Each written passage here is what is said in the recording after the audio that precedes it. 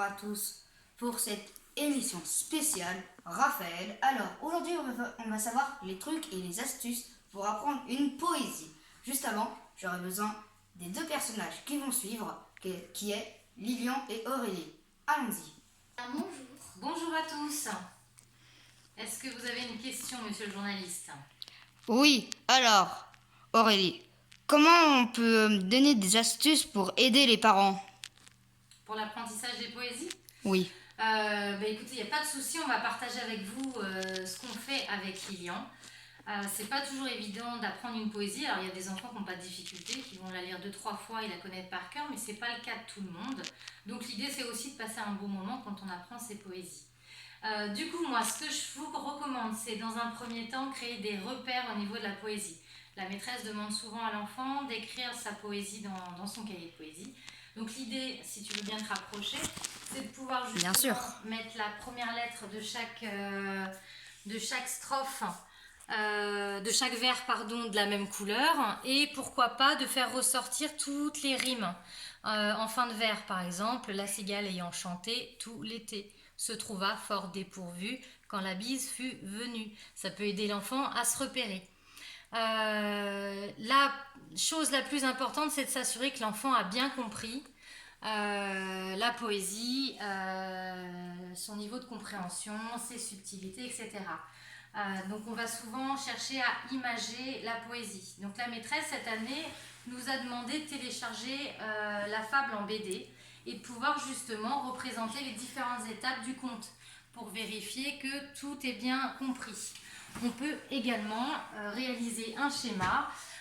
Donc là par exemple j'ai divisé en 2 colonnes puisqu'on a la cigale et la fourmi et j'ai précisé des thèmes en fonction des différentes étapes de la poésie.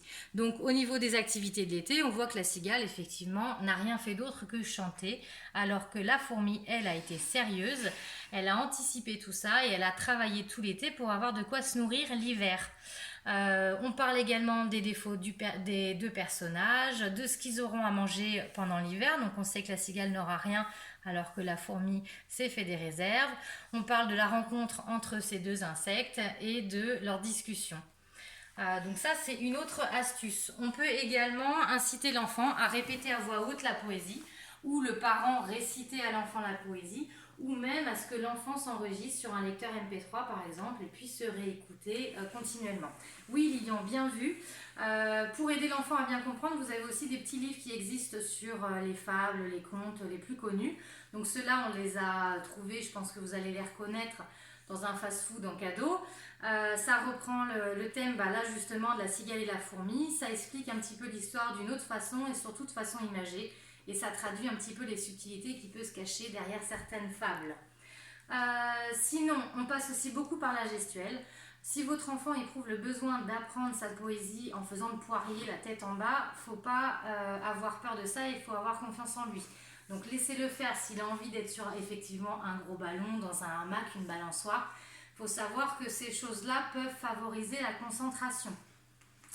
On mime beaucoup pendant la poésie. Justement, ça permet à l'enfant, quand il a oublié un passage, de ne pas se bloquer et de recommencer tout depuis le début, mais de continuer à avancer. Et sinon, l'autre étape, c'est de pouvoir planifier cet apprentissage en fonction de la taille de la poésie. On va privilégier par exemple l'apprentissage d'un strophe par jour, de manière à répéter au fur et à mesure l'ensemble des strophes jusqu'à ce que la poésie soit bien en tête. Voilà, est-ce que vous avez d'autres questions? Oui, j'ai une autre question pour Monsieur Lilian, faites pas cette tête. Alors, peux-tu nous réciter la cigale et la fourmi? Juste avant, j'aimerais vous dire quelque chose. Aussi, pour les poésies, les enfants souvent vont vous demander ou de le dire dans leur tête. Est-ce qu'on peut le faire en chantant? Tout à fait, c'est vrai. Ça peut beaucoup aider. On l'a déjà fait d'ailleurs. Oui. On essaye de la faire maintenant? Oui. C'est parti. Allons-y. La cigale ayant chanté tout l'été se trouva fort dépourvue quand la bise fut venue. Pas un seul petit morceau de mouche ou de vermisseau. Elle alla crier famine chez sa voisine, chez la fourmi sa voisine. lui priant de lui prêter quelques grains pour subsister. Jusqu'à la Jusqu'à la saison nouvelle, je vous paierai, lui dit-elle. Avant l'août, foi d'animal, intérêt est principal. La fourmi n'est pas prêteuse, c'est là son seul défaut. Son moindre défaut. Son moindre défaut. Que faisiez-vous au temps chaud? Dit-elle à cette emprunteuse. Dit-elle à cette emprunteuse. Je chantais, ne vous déplaise. Vous chantiez? J'en suis Fort. fort à l'aise. Et bien dansez maintenant. Super, bravo. Eh Bravo, Lilian. C'était Jean la de La poésie. Fontaine. Voilà, de Jean de La Fontaine. On en profite pour faire un petit coucou à quelqu'un. Oui. Coucou maîtresse.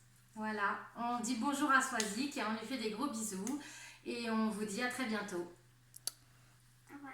Eh bien, j'espère que cette émission vous aura plu. N'hésitez pas à lâcher un like et à vous abonner si ce n'est déjà pas fait. Allez, ciao ciao!